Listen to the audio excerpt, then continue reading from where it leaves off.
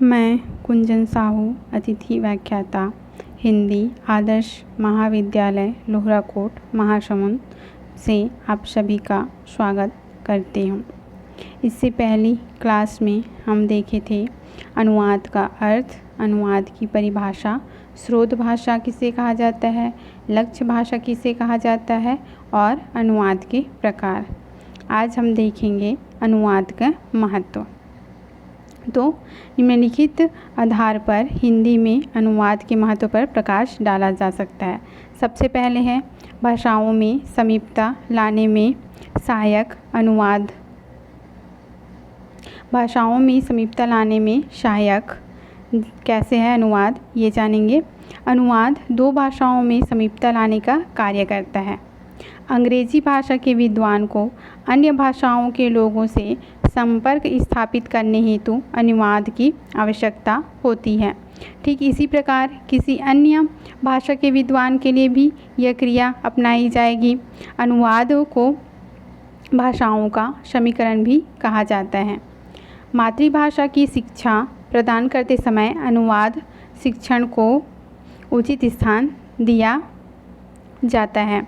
अनुवाद में इसमें क्या होता है, अनुवाद में जैसे अंग्रेजी भाषा के विद्वान हैं तो उसे अन्य भाषाओं का, जैसे कि हिंदी हो गया तो उसके बारे में जानकारी, हिंदी भाषा का अनुवाद के बारे में जानकारी है तो हिंदी भाषा के अनुवाद के बारे में जानेगा वो।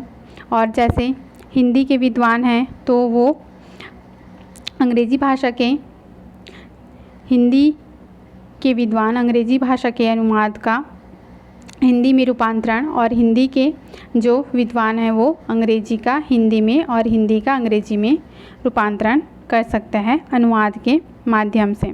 इसके पश्चात है शब्द भंडार में वृद्धि करने में सहायक।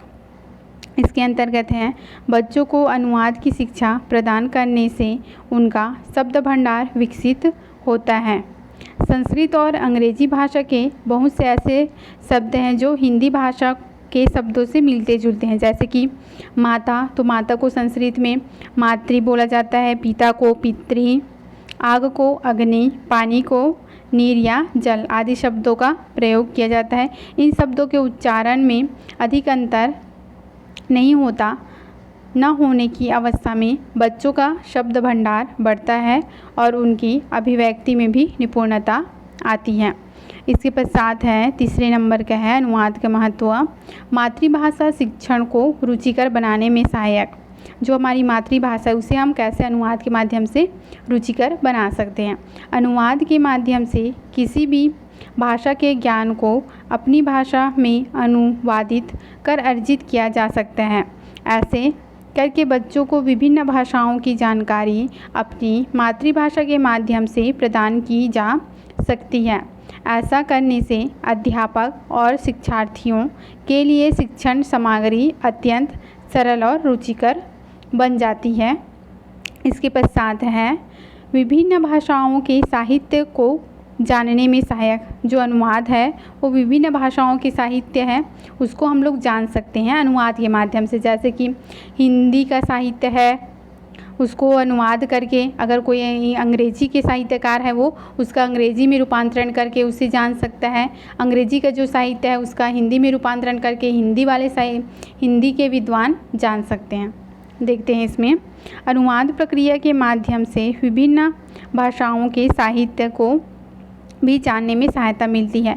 इस प्रक्रिया के माध्यम से मातृभाषा का अन्य भाषाओं में अनुवाद किया जा सकता है और विभिन्न भाषाओं का अपनी मातृभाषा में अनुवाद किया जा सकता है। इससे विभिन्न भाषाओं के साहित्य में उपलब्ध ज्ञान आपस में आदान प्रदान होता है, जिससे दूसरी भाषाओं के साहित्य के प्रति लगाव उत्पन्न होता है।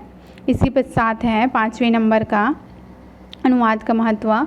ज्ञान वृद्धि करने में सहायक। अनुवाद के माध्यम से हम अपने ज्ञान की वृद्धि कर सकते हैं। अनुवाद जहाँ एक तरफ शब्द भंडार को बढ़ाता है वहीं दूसरी तरफ हमारे ज्ञान को भी बढ़ाता है। अनुवाद किए गए ग्रंथों के द्वारा हमें विश्व के विभिन्न शिक्षाविदों, महापुरुषों, विद्वानों और विचारकों के विचारों से परिचित होने का अवसर मिलता है। अतः स्पष्ट होता है कि अनुवाद से हमारे ज्ञान में वृद्धि होती है। अनुवाद से क्या कर सकते हैं, हम दूसरे भाषा के साहित्य को जान सकते हैं। दूसरे शिक्षाविद, महापुरुष, विद्वान हैं, उनके क्या विचार थे किसी शीर्षक को लेकर, किस विषय को लेकर, उसके बारे में हम अनुवाद के माध्यम से जानकारी प्राप्त कर सकते हैं। इसके पश्चात है 6वें नंबर का अनुवाद का महत्व। भावात्मक एकता स्थापित करने में सहायक। जो अनुवाद है, अनुवाद के माध्यम से हम भावात्मक एकता, आपस में जो भावनाओं की एकता है, भावनात्मक एकता, उसको स्थापित करने में सहायक होगा हमारा जो अनुवाद है। अनुवाद को भावात्मक एकता स्थापित करने का अत्यंत सबल साधन माना जाता है। जब कोई अनुवादक किसी एक भाषा की रचना या अभिव्यक्ति को दूसरी भाषा में अनुवादित करता है तो वह दोनों भाषाओं के साहित्य को अपने में आत्मसात करता है तथा पाठकों को दूसरी भाषा के साहित्य में निहित विचारों से परिचित करवाता है।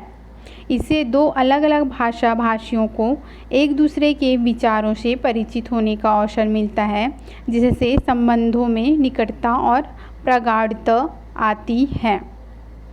इससे क्या होगा, भावनात्मक एकता, जैसे कि एक हिंदी का अनुवादक है, वो अंग्रेजी भाषा का कोई बुक है, कोई पुस्तक है, उसका अनुवाद कर रहा है, तो वो हिंदी के साथ साथ अंग्रेजी भाषा के भी जो साहित्य है उसको जान सकता है और अपने जो विचार हैं उसके संबंध में वो अपने विचार उस अनुवाद के माध्यम से प्रदर्शित कर सकते हैं।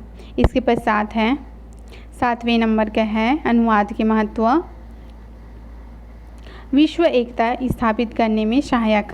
अनुवाद विश्व एकता स्थापित करने में कैसे सहायक होता है। अनुवाद से विश्व शांति तथा एकता स्थापित की जा सकती है। प्रत्येक देश के लिए यह आवश्यक है कि वे एक दूसरे से नज़दीक आएं और एक दूसरे को समझें। इस कार्य हेतु अनुवाद ही हमारी सहायता करती है। इसके माध्यम से हम विभिन्न देशों के जीवन दर्शन को समझने में सफल होते हैं और उनकी आपसी तनाव तथा दूरियां कम होती है। सारा विश्व एक परिवार की भांति मिलजुल कर कार्य करने हेतु कृत संकल्प होता है।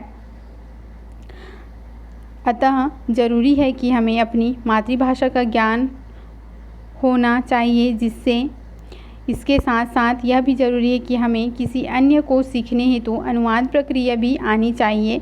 एक भाषा के पूर्ण ज्ञान के बाद ही ऐसा संभव हो सकता है। तो आज हमने देखा अनुवाद का महत्व।